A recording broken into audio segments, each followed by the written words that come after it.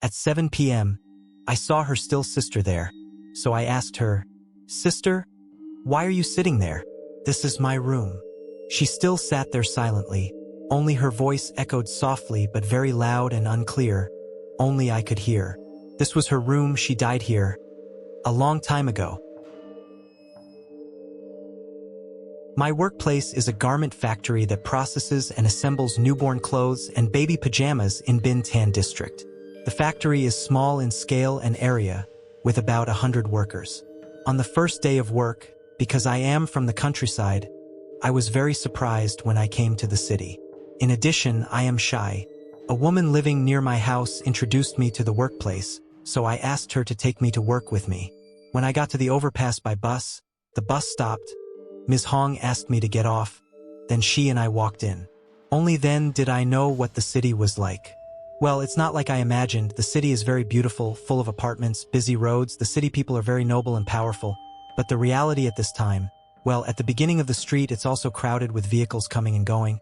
But going deeper into the alley, everything makes me surprised, just like my hometown, not different at all. The road is full of potholes. The road surface is almost completely broken, so dust flies up when trucks accidentally pass by. The people are also wearing clothes and stuff, not dresses and skirts like I imagined. The reality makes me have a negative view. You could say disappointed, so I immediately hold Ms. Hong's hand and timidly speak. "Sister, is this the city?" Ms. Hong must have been tired from walking, so she seemed annoyed and snapped at me. "If it's not a city, then what is it? It took me 3 hours to get here this morning and you're still asking me that question." Ms. Hong spoke loudly, so I didn't dare to ask anymore. I just quietly hugged my backpack tightly in my hand and followed her. The two of us walked for about 10 minutes. Then Ms. Hong stopped right at the large iron door. But it was rusty. I was nervous and stopped to follow her. Then she rang the bell. The door opened. An old man came out from inside. Ms. Hong saw him and immediately took off his mask and said to him, "Uncle, my father just came up." I saw that and bowed my head to greet him. The man smiled back at Ms. Hong. "Did you have fun going back to the countryside?" "Yes, I had a lot of fun." "Who else is this?" The man looked at me and asked. Ms. Hong quickly answered, "This girl is near your house. Did you take her up to work?" "Uncle?" "Yes, come in." Ms. Hong stepped inside. I timidly followed her. As I walked, I looked around, both unfamiliar and scared. Inside the workshop is very small. There is a mezzanine above. There are many machines below. I also do not know what kind of machines because I just came here. Everything looks strange. Sister Hong walked a bit, turned back and saw me still standing there looking at the machines. She immediately called out, "Nguyen, come quickly. Follow me." Nguyen is my name, everyone. Hearing her call, I quickly followed her. She went up the iron stairs. I also followed. She walked back to where everyone was working. Everyone saw her and said in unison, "Oh, Hong, is she new here?" "Yes, you are new here, girls. It seems like your skin has darkened a bit since you came back to the countryside a few days ago." "Yes, it is so sunny in the countryside, sister." "Oh, who is that girl, Hong? Is she new?" "Yes, my little sister lives near me." "Sis?"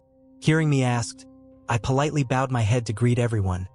They also smiled at me once to show respect and then started working.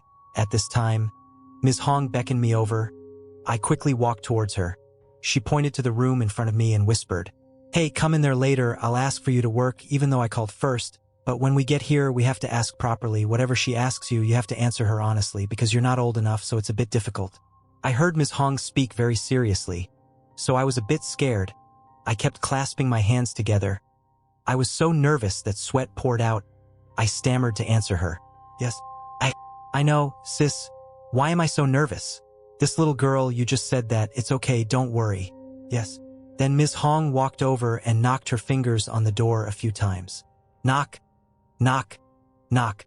Quickly from inside, a slightly older voice rang out. "Come in, the door is unlocked."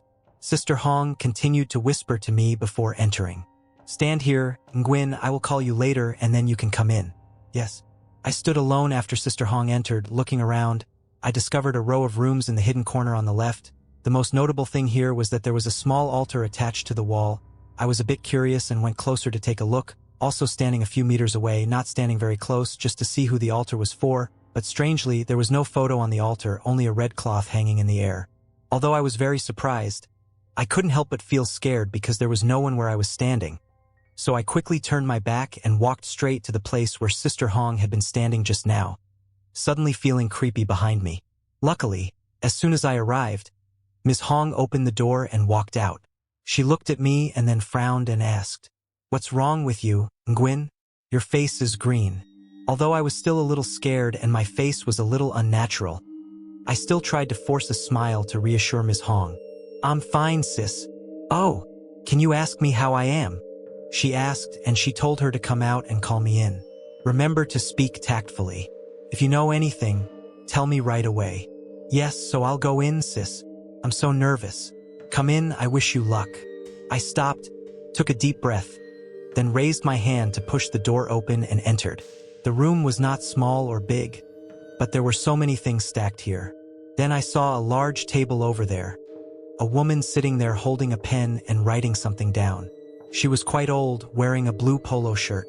She must have heard my footsteps coming in, so she looked up, smiled at me politely, and then called out, "Come here and sit down." "Yes, sister." I was a little shaky as I walked over and pulled out a chair to sit down in front of her. The space between us was the table. She had already put down her pen and asked me, "What is your name? Where are you from? How old are you?" I honestly focused on answering. "My name is Nguyen, 17 years old, from Ben Tre." "Oh, and do you know how to use a sewing machine?" "Yes, I know a little bit. At home, I often use a single needle sewing machine." "Okay, so, since you are not yet 18 years old, I cannot make insurance for you, but I will still accept you for training first. When you are 18 years old, submit all the documents and I will make insurance for you.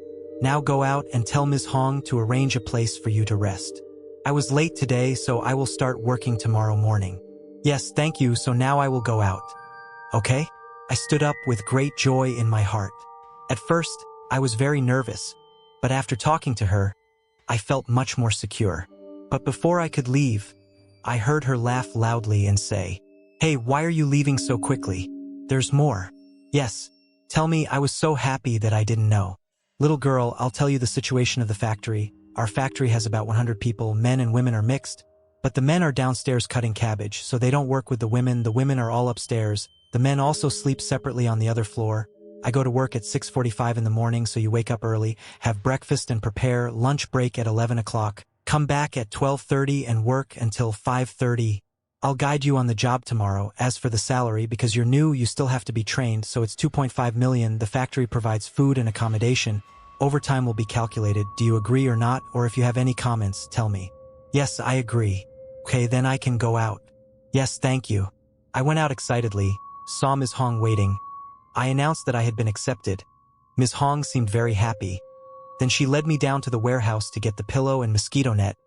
She helped me hold the mat, and then she led me back to the row of rooms I had seen earlier. She showed me to the room, gave me the key, and I opened it, then said, "You stay in the day room, I stay in the next room." It was supposed to be a room for 2 people, but everyone has enough pairs. You sleep alone. When there are new friends, they will come sleep with you. "Yes, sister." Hearing that I would sleep alone made me a bit scared, because I was quite shy since I was little. I was used to sleeping with my mother at home, but I didn't dare to argue. Then I opened the door, hugged the mosquito net, pillow and blanket. I hung up the mosquito net, spread out the mat, neatly arranged the clothes in my backpack, knowing that I wouldn't be working today, so I lay down and slept until the afternoon. Until I heard the doorbell ringing, I suddenly woke up, just as Ms. Hong came over to call me down to eat. My stomach was also hungry. Hearing that, I immediately jumped up and went downstairs with Ms. Hong. Passing by the water dispenser, I tried to stop and turn on the water to wash my face to wake up again. At this time, the ladies I worked with had also finished work, so it was very crowded in the yard to eat. After eating, they took turns to take a shower. I also imitated them and went downstairs to take a shower.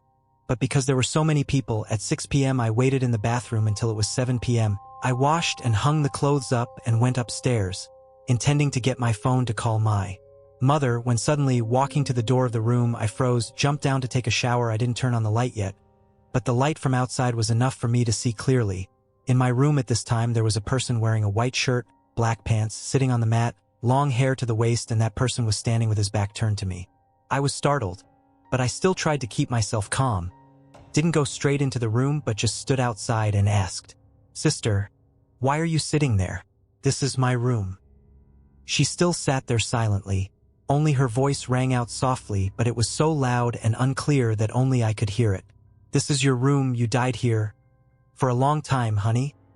I